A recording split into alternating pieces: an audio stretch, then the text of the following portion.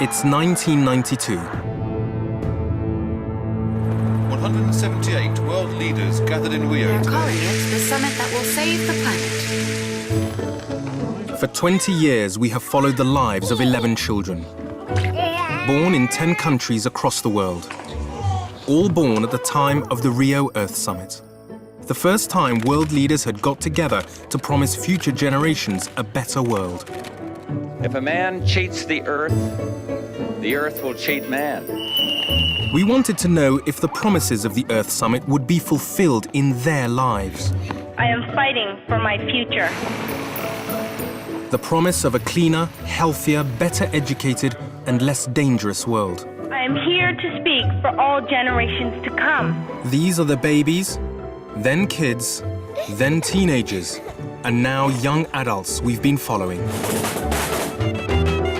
It's a unique adventure, spanning our fast-changing world over 20 years through the lives of our children and their families in far corners of the Earth. Now, in 2012, there's a new Earth Summit in Rio, and we've returned to each child to discover what lessons their lives have to offer.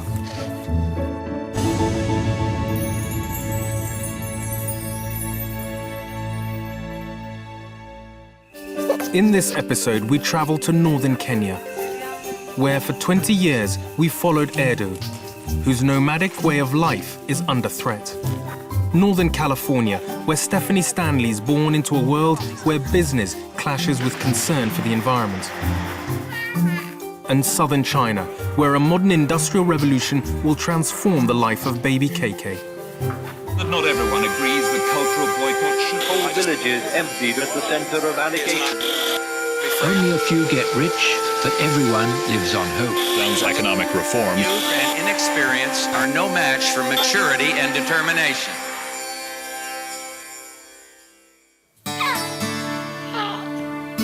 Meet Stephanie Stanley, born at the time of the Rio Earth Summit in 1992, in the heart of North California's famous giant redwood forests.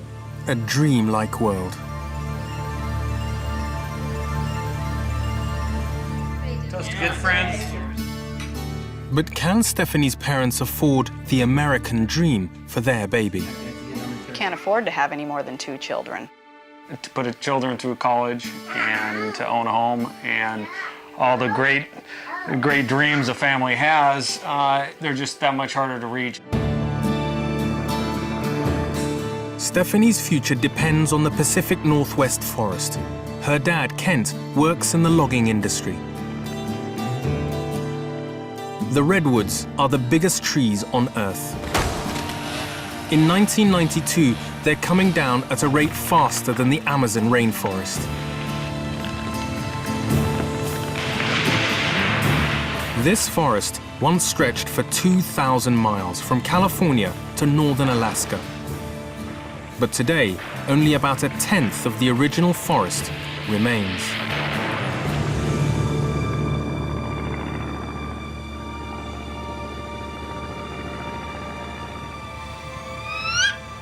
Conservationists seized on a rare bird, the northern spotted owl, which they claimed was endangered by logging.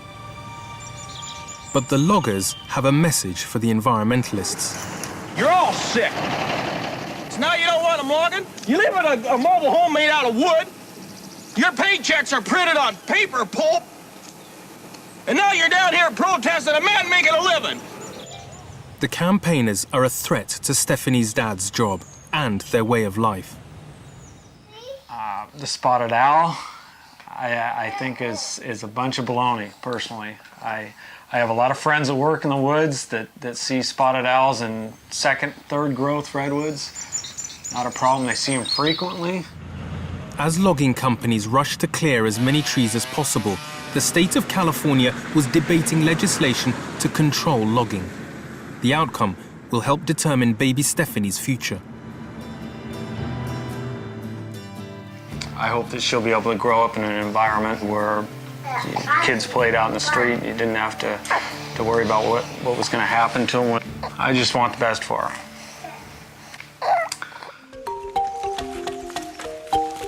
The same year, 1992, we travel to northern Kenya just as baby Erdo came into a completely different world. He's born to the Turkana tribe, cattle-rearing nomads who've roamed the land for as long as anyone can remember. Erdo's mother, Esther, is one of 2 wives in a polygamous marriage. The old way of life is under threat here too. The community is under attack by armed cattle raiders. Erdo's family have just fled for their lives. Days after the attack, they return to survey the destruction of their village. Look, they've wrecked our bed. Esther had set her sights on sending Erdo to the local school. Now, a brave teacher salvages what he can.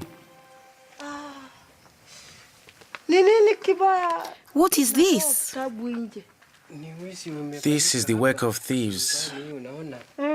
They've been through everything. Their food and their cattle stolen, Erdo's mother burns trees to make charcoal to sell in the nearest town. What will you get from this tree? This tree will buy a small bag of maize meal, enough to feed my children for 3 days.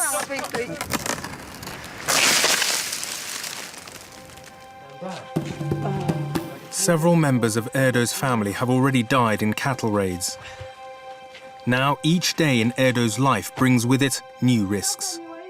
We left concerned for his safety.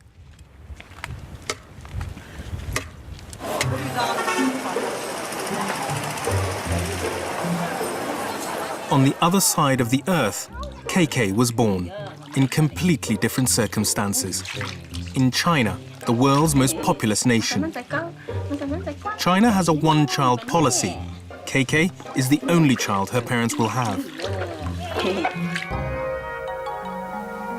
We are just as happy having a girl. Having our little family, husband, wife and baby, that's the best. Now, we've got our baby, we are really happy.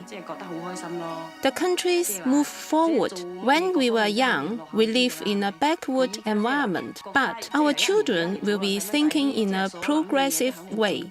There is no reason for them to be backward. China in 1992 is growing fast. KK's dad, Liang, works in a paper mill. It runs on outdated, polluting technology. But China is bent on getting rich first and worrying about the environment later.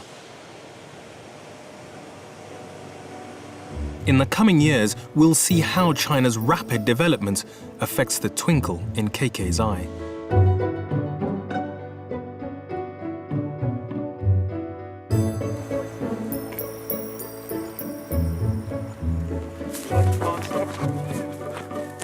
Three years later, in 1995, we've returned to Northern California to catch up with Stephanie.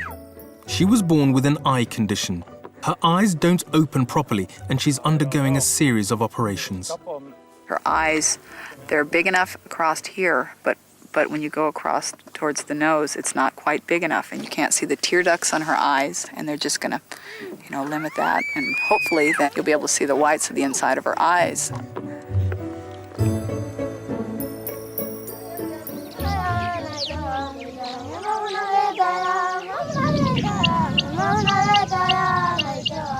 The same year, 1995, we've also returned to the Turkana nomads of northern Kenya. We're relieved to find Erdo safe and in good health. There are children everywhere. 21 at the last count from Erdo's dad, Christopher, and his 2 wives. Now, Esther wants to focus on the well-being of Erdo and his siblings. But, against her wish, she's pregnant again. I do not want any more children. But since I am a woman and I am a Turkana, I have no choice. I have to listen to the voice of my husband.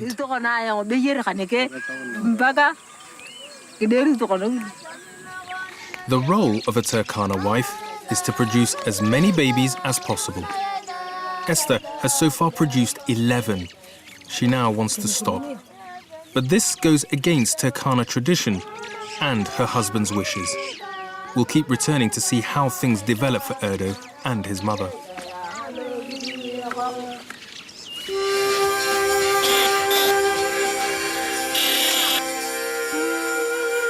Prince Charles' marriage was ended unceremoniously. Miseries over divorce have led to... Bill Clinton has won the last American election of the 20th century. Look at how cute Stephanie is. But Mom, I didn't eat it when I was a baby. You didn't like it when you was a baby? In the USA, Stephanie, now 4, has had an eye operation, paid for through her parents' medical insurance. You think Mom and Daddy just were a grown-up poof overnight? We wouldn't know how to take care of you. Dad, we're doing. The eye operation's a success. They're doing pretty good. They've come quite a ways. I think they're, at this point, they're open really nicely. And she can see, and that's what's the most important. Right. So hopefully she won't have to have another surgery. That was a good idea.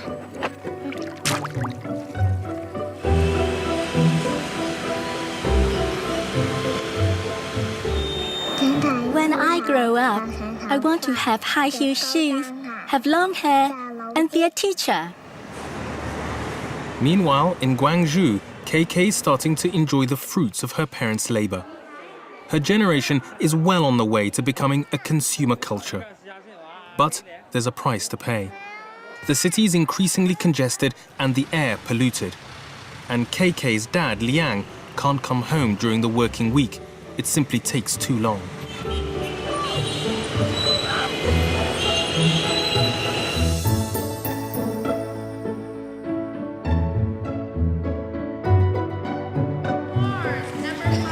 It's now 5 years since we started filming our babies across the world. In Northern California, Stephanie has made a good start at school. She's got a lot of good qualities, very creative. You can tell that she really feels in place in this classroom. She's come a long ways in kindergarten. Roll your beans. 1, 2, 3, 4, 5, 6, 7.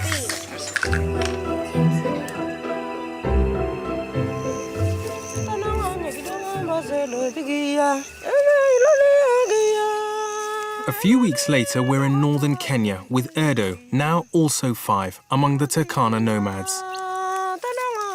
Against her wishes, Esther has had another baby. Her rift with her husband has come to a head.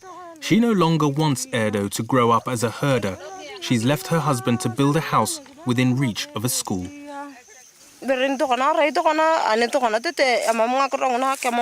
It seems I'm doomed to roam this land. Building houses I can never complete. There's always a problem.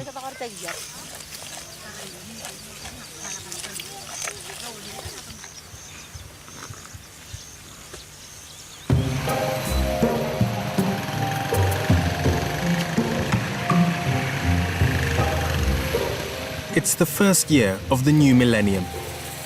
In China, KK is now 8. Her city, Gwangju, resembles a huge building site with new developments seemingly everywhere. Her dad can now afford a motorbike, so he can work and live at home. And every morning, KK gets dropped off at school.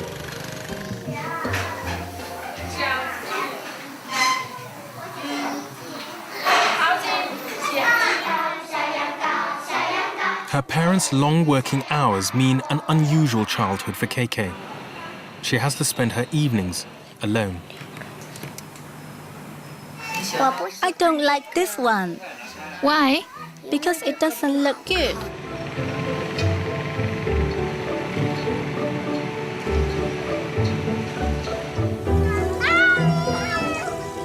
In northern Kenya, Erdo is also seeing very little of his dad, but for different reasons.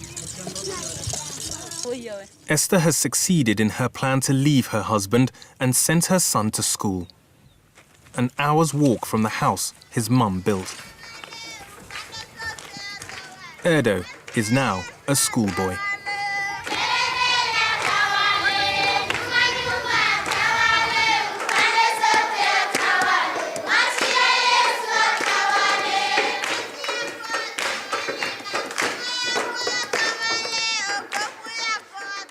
Mr. Milosevic, the holiday island of Bali. Just a procession of people covered in blood. This is the biggest currency swap in history. Then it's the euro for good. There are known knowns. When you're eating pretzels, chew before you swallow.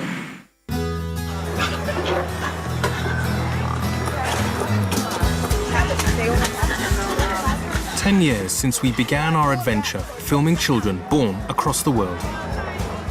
In America, 10-year-old Stephanie's still a country girl.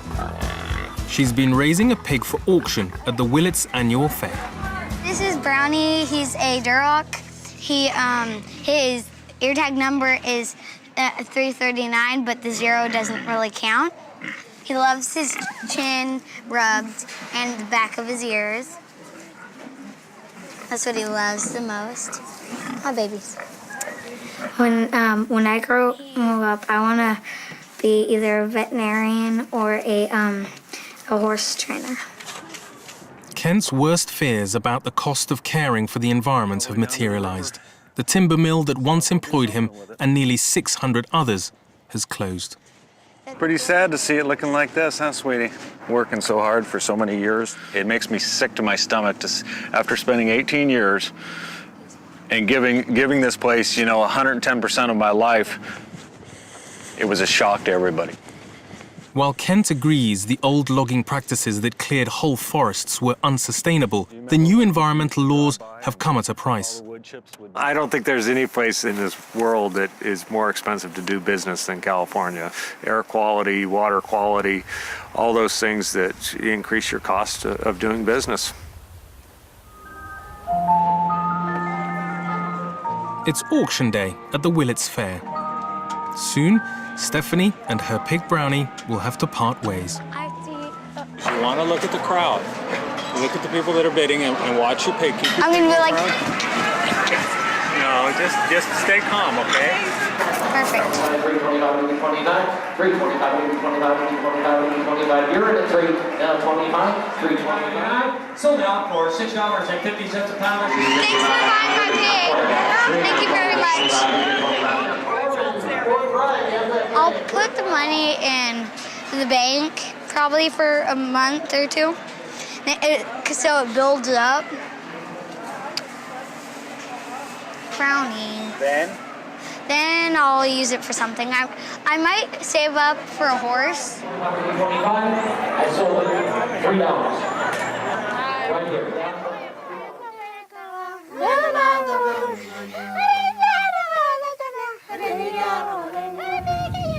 Weeks later, in northern Kenya, we're relieved to find Erdo, now also 10, safe and well. As ever, the situation here is precarious. Further attacks by cattle raiders have already killed an older brother and an uncle. I really trashed you. If I had shoes on, you'd have really shot yourself. You've got ears like a chameleon. You can talk. Look at your teeth. You've got ears like a squirrel. So what concerns you most around here? It's war and hunger. You know those people who steal cows? Do you like them? No. What do people call them? Bandits. What would you like to do about them? I'd shoot them. In order to give her son a more secure future, Esther has moved from nomad to corn grower. She's convinced education will make the crucial difference for her son's future. Before these recent rains, we'd had 3 years of drought. My only goal now is to work and send Erdo to school. Erdo, get ready, you'll be late. Herodo, put up your hand. What is 2 times 10? Herodo? 20. The rift between Erdo's parents over his future sums up the problems of nomadism versus a settled way of life. Neither is an easy option. Only when the rains are good does Esther get a decent crop. But when the rains fail, all Christopher has to do is move his herds onto where there is grass. But he needs to be armed. Pastoralism will survive. We followed this way of life for centuries. The problems we are facing are not new. Our forefathers had them, and they managed all right. As Erdo grows into adulthood, we'll be back to see how the rift between his parents shapes his life.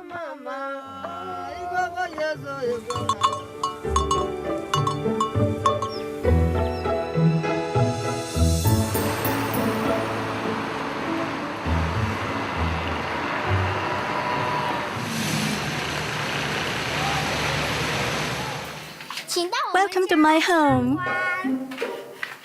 In Guangzhou, China, KK is also 10. This is the sitting room. KK's parents have bought a new apartment. These are our goldfish. They're my dad's, really. Right now, their joint $500 monthly earnings put them in China's upper income bracket. These are my father's plants. They're supposed to keep evil spirits away, as if. When we first filmed here just after KK was born, rapid development meant serious pollution. Now, KK's growing up in a cleaner, more livable city of Guangzhou. Now, you see the highways are full of flowers. Guangzhou is like a great metropolitan city. Both sides of Zhujiang River are very clean. When you go out or drive around, you feel comfortable. Despite the improved living conditions, the demands of work still mean the family can rarely be together. KK's mum manages just 3 hours sleep between shifts. Her father doesn't get home before 10:30 p.m. She's very independent. She's alone all evening watching TV and doing her homework.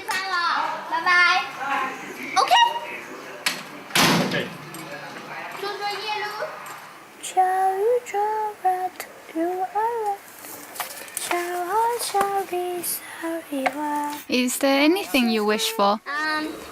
I want good health for me and my parents. I want lots of money. Is being rich very important? No. So what's the most important thing? Having good health. Because with good health, you can earn more money.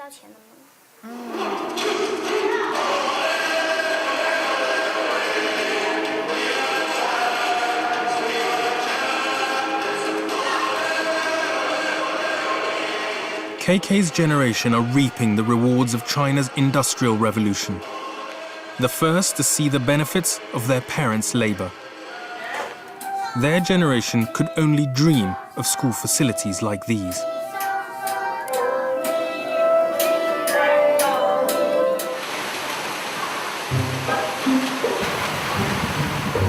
KK is fulfilling her parents' dream of education.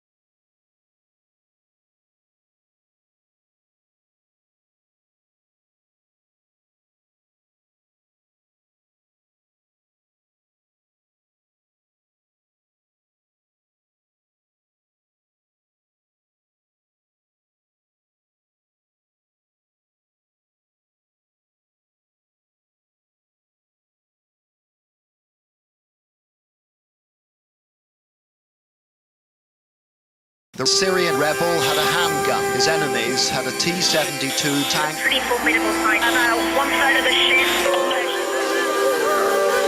The Greeks have been letting people know what they think of austerity measures. There are a lot of issues here in the sort of society. So in love.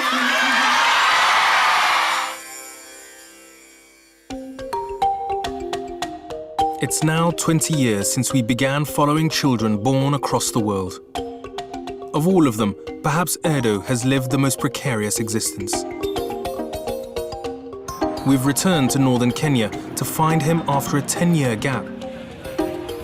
We've learned that Erdo had come to Isiolo town, close to where his mother had settled, to try to find work to help her out. For nearly a year, he struggled and fell in with street children. Until, by a stroke of luck, a small Italian voluntary group stepped in and rescued him. This is where we found him, and we're thrilled to see he's a fine 19-year-old. How are you? Okay. Fine. Okay. Show me. Welcome to Fursa. Show me. Welcome. This is our boys' only dorm. Come in. Tunalalanga hapa hivi, hii ndio mavitanda yetu. Ile ndio kitanda yangu sasa ile chini ile. That was my bed. I sleep there. That is our dorm for big boys. Come here in that dorm. Forza, the care home that rescued him from the streets, has sent Erdo to school. He's in a mixed class of 12-year-olds. People who work in hospital wear gloves since they touch every... This is what Erdo always wanted. His aim now, to graduate and move on to higher things.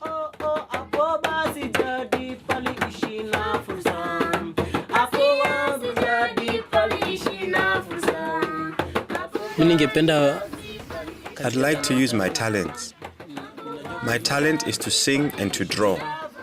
But what I'd really like to become is a lawyer or be in government.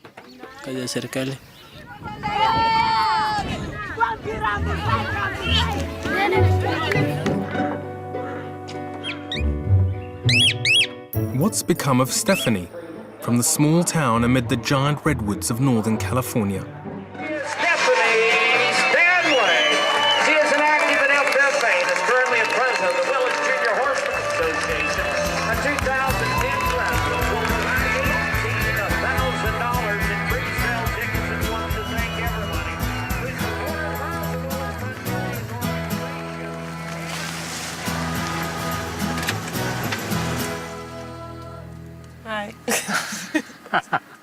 Every year since we last saw her, Stephanie has entered the local radio show. Stephanie Stanley. Last year, she was elected to be Willett's radio sweetheart. Good boy. Goodbye. Animals are my life. Ever since I was a kid, I've always been the one, see a stray dog, you want to take it home. If I could, I would have a zoo. That's all I've ever wanted was animals, They're like your best friend. They never talk back. No, I'm just kidding. Yeah, sure. Stephanie also has another passion. He's called Justin, a long-distance truck driver. Down here when you're riding. Okay, now just squeeze slightly. Justin, he's my first love. He's great. I could definitely see myself with him for a long time. So you're doing great. He's a perfect package. Work ethic is a big one for me. I don't think I could be with someone who doesn't want to work, doesn't want to have a job. Say hello and pull back. She teaches me a lot, like how to ride a horse, and I don't know, we have a lot of fun doing a lot of the same thing. We got a lot of the same plans, so it makes it easy to be with her. Stephanie has graduated from high school, and she's working at the local supermarket to help pay next year's college fees. True to her love for animals, she'll go to veterinary college. They say that you should love what you do, and I would love to work with animals for a living. And so I think it would definitely be a good career for me. Stephanie's parents raised her to share in their strong work ethic. So, on principle, they'll be paying just half her college fees. She was raised not to be a victim, to make good decisions and have a good work ethic to where she could always survive on her own if she needed to. You talk about foundations of raising your kids. Well, the foundation of your home and your home in general is who you are. And when Stephanie was born, her dad Kent worked in a timber mill. But California state imposed new laws protecting the ancient forests. The logging industry shrank and the mill her dad worked in closed. Kent now works for Mendocino, the local county. He helps protect the environment. what used to be a barrier where the fish would get up to this point and couldn't go any further to spawn, now they continue on, go up into the little tributaries and spawn. So the fish counts upstream are increasing.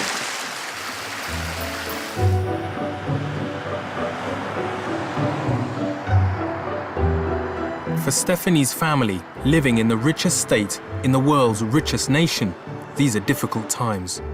Kent's employer, Mendocino County, has shed jobs, and pay packets are being cut. The area is generating less taxes. I've taken a pay cut, a 10% pay cut. Mendocino is probably the largest employer in the county, and so a 10% pay cut among all those workers is significant. And I need you to sign these. These days, with the economy the way it is, there are many, many more people than ever that are on the food stamp assistance program. And it has definitely had a large rise in the last 3 years. Jobs worry me, you know. It worries me that if I lose my job, will I be able to even get another one? I just keep telling myself, you know, everything happens for a reason. Something good is going to come of this. My dad has taught me a lot of work ethics, you know. Hard work is key, you know. Nothing comes easy in life. I don't know what I'm gonna say. Despite the worries, life for Stephanie is pretty comfortable compared to the lives of the other young adults we've been following. I don't desire riches or fame or anything. I just want to be happy, and you know, wherever life takes me, I just want to be happy in it. It doesn't matter what I'm doing or who I'm with, as long as I'm happy. I told you.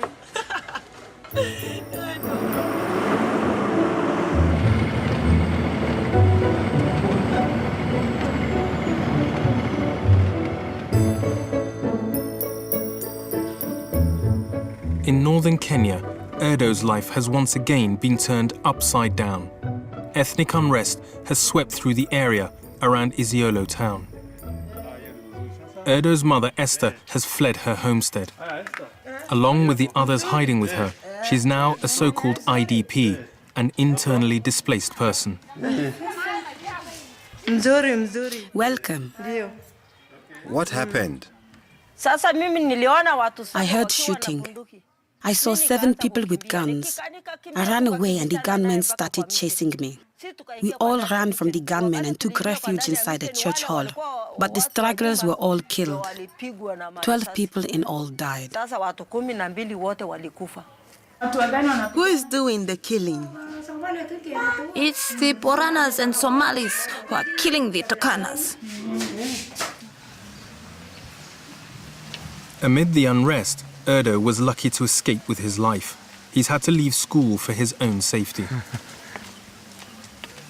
Hi. Hey. Fine. Good. Nikakutana na a mob. I was in town and found myself surrounded by a mob.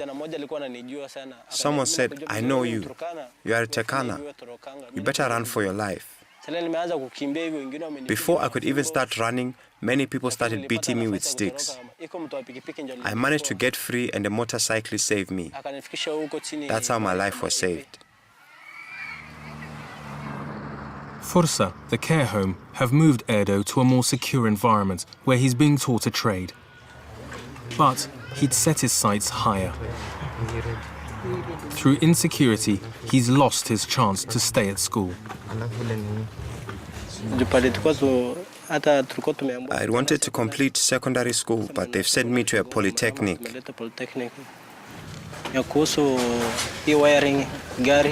I'm doing a course in car electrics and metalwork.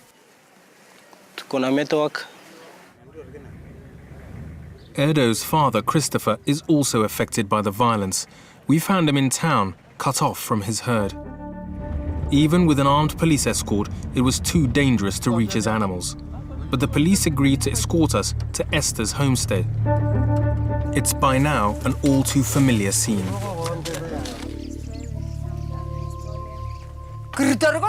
Oh my God, they've taken all my things. They've taken everything. There's nothing left. Not even the dog. I can't come back here. I'm scared. They might kill me if I come back. And where's my dog? See? Erdo's life sums up the rift between his parents. Between his father's view that nomadism is best and his mother's belief in a settled way of life.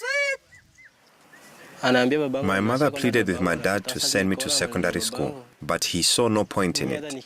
So far as I'm concerned, he plays no part in my life. I thank him for bringing me into this life. He's my father, but it was also God's will. As far as my upkeep and upbringing goes, I don't think he's played any part. My mother is the most important person in my life. She's never turned her face from me. She's only ever taught me the best she can. She encouraged me to go to school and always wanted us all to go to school.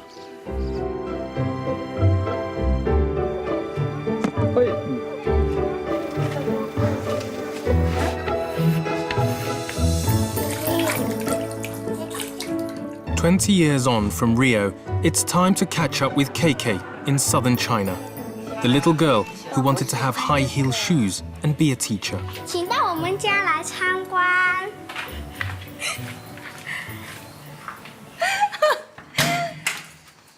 Hello, mister. No. I miss you so much. Hello. Do you remember me? My name is Kiki. This year I'm 20. This is my table. Don't film it, it's messy.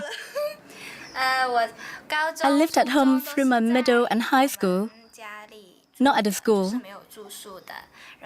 Now I stay at the university and come home once a week. So I didn't tidy up my table.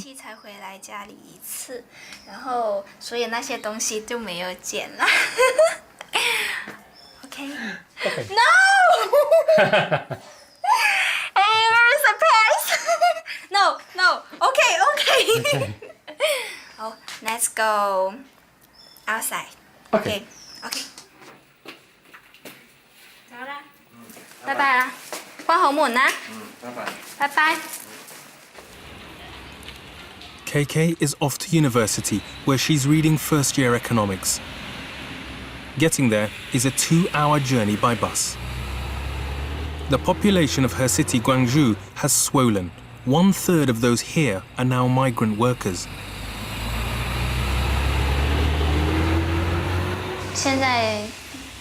For the past 30 years, Guangzhou has been an open city, which means people can come and work here from anywhere in China.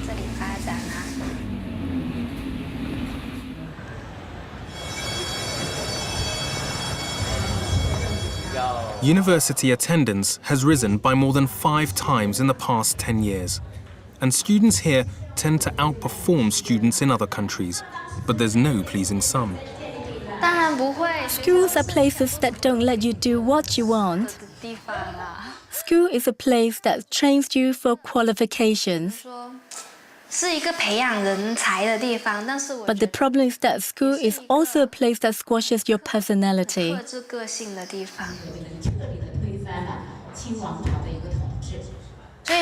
In China, they say make a difference, be creative. This will depend on knowledge. And our schools shouldn't squash creativity and the power of imagination.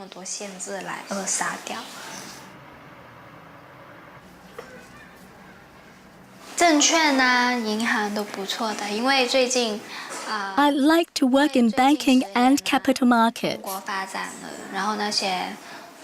Because over the past 10 years, China has developed so fast. It would guarantee my future. Like KK, most of these students are their parents' only child, and the first generation in their families to benefit from university, the fruit of their parents' labor. We're very happy with how she's turned out to be. We are really proud of her as a person and of her values. KK's parents' earnings have multiplied. Between them, they earn the equivalent of $13,000 a year. A quarter of it goes on their daughter's university and living expenses. Yo! So beautiful! So beautiful! So many shoes, so little time. Weekends are now the only time that KK and her parents get to see each other. They are very kind people. I love them very much. They have done so many things for me, as I'm at the center of the circle. It can't be like this. I'll cry. Maybe it's because I'm an only child. I got all the love from them. The emotions are so deep.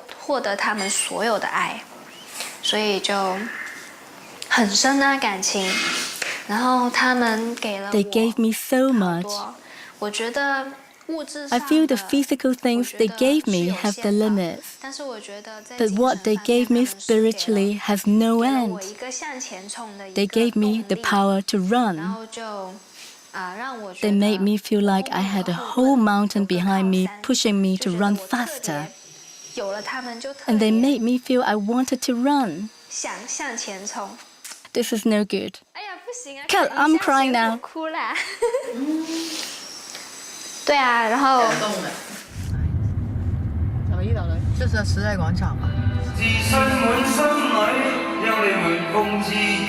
My father's here. Now? So handsome. I'm an only child, and there are so many things I never have. Sisters or brothers who I could ask to help me with things. So I need to stand on my own feet more than others. Kat!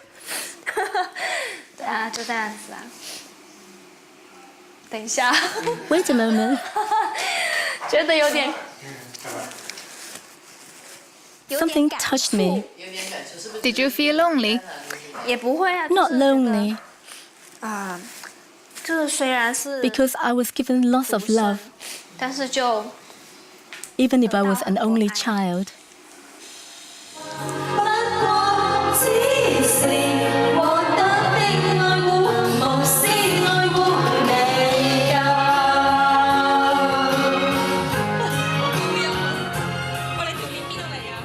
Since we started filming here, KK's hometown, Gwangju, has been transformed. The so-called Garden City has flourished with trees and shrubs seemingly planted wherever possible. The development has been fueled by Guangdong province's economic success. A third of China's exports come from here. But a cleaner Gwangju is only part of the story. Polluting industries have had to relocate. My factory and others moved out of town to protect the environment. It was polluting the Pearl River, so it's been moved to Nansha. In the coming years, KK's educated generation will enter the workplace. And KK is in no doubt about the challenges the future holds for all of them. We shouldn't be careless about the future and only bother ourselves with today. This is what I worry about the most. because the environment is deteriorating. The reason I'm saying this is because if we destroy nature, then nature will punish us. Yes, punish us. This is very important. Okay.